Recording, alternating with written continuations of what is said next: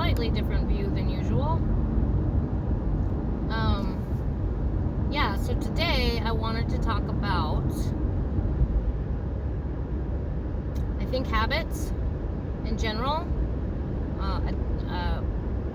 Not necessarily addiction, but habits. So my husband and I had a conversation this morning about possibly quitting smoking, and so of course that got me thinking about, like, what does that look like, and how do we accomplish that? And all these things kept coming to my head, like things like, well, first of all, you have to identify the stories that you're telling yourself around that habit or addiction. What is the story that you have basically concocted about the thing?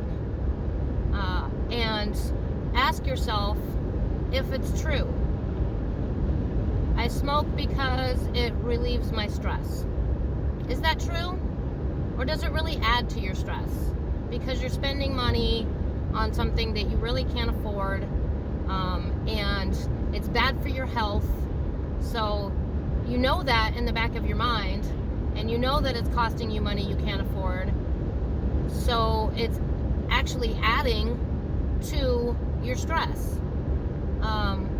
And what they found in doing research is that part of the addiction may possibly be linked to the fact of the breathing that you're doing when you're smoking, the deep inhale and then the exhale, which is super fascinating because it's really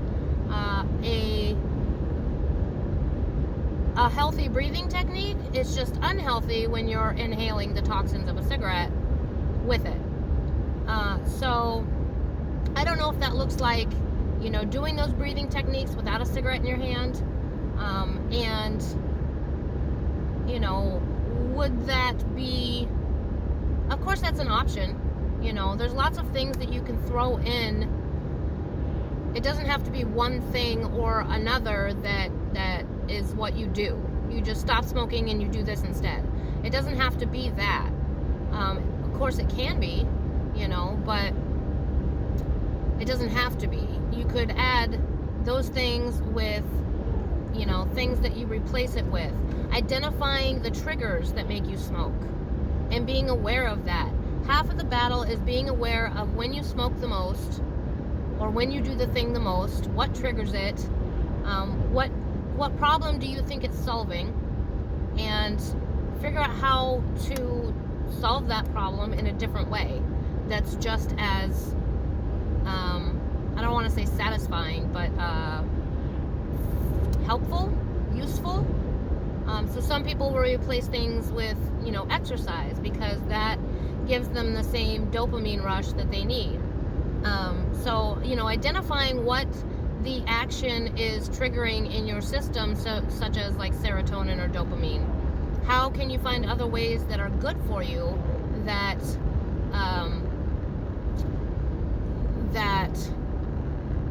give you that same dopamine or serotonin hit? Things like also changing along with the stories that you tell yourself, there's been research done about who you believe you are. If in your mind you're a smoker, then you're a smoker. But if you can start telling yourself that you are an ex-smoker or a non-smoker, then that starts to change the way that your brain pathways fire. So even if you're still smoking at the moment, telling yourself, and really, why are people going so slow this week? Seriously, they're going way under the speed limit all week. It's driving me insane. Ugh. So, changing the conversation in your head that you're a non-smoker, that can be a piece of the puzzle. Finding out what your schedule is. So, usually I will light up a cigarette when I first get in the car to leave for work, and then at certain points along my drive, I quote unquote allow myself to have another cigarette.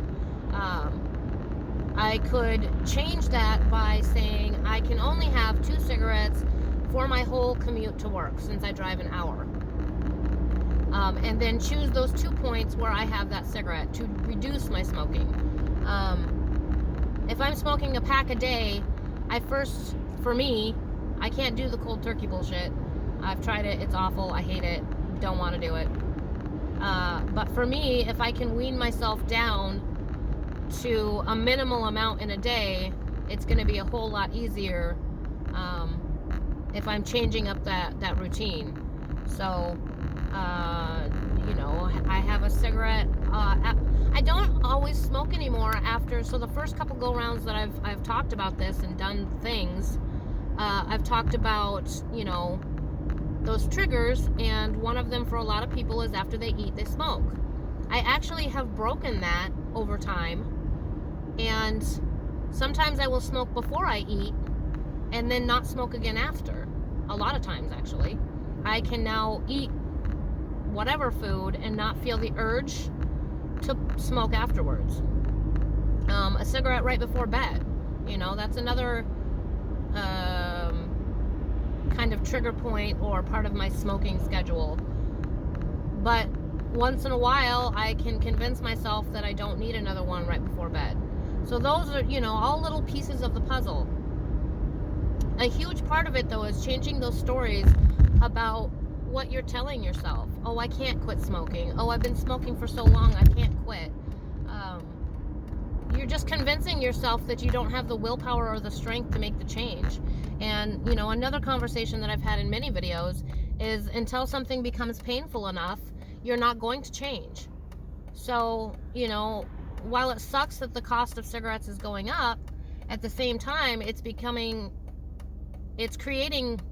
causing it to become so painful that it's going to trigger that change, because it's now more painful than it used to be. And, Tony Robbins is where I got that line of thought. And in all the studying of people that he's done, until it becomes painful enough, people don't tend to change.